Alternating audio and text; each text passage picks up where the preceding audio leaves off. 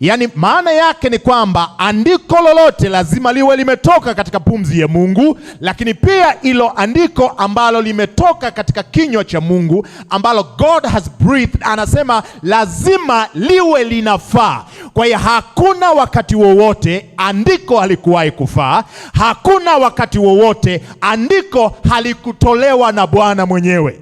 Hilo ndilo fuhawe linapoanzia. Mafundisho ya neno la Mungu yanayoweza kutusaidia, si hoja ya dhahania na mawazo yaliyopo. Hivi ni vinyundo vidogo ambavyo tena ni vya karatasi, ni vya plastiki, ambavyo haviwezi kusimama kwenye fuhawe.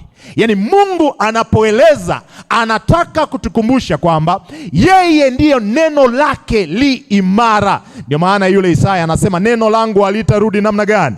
Bure, litatimiza mapenzi yake niliyofanya nini?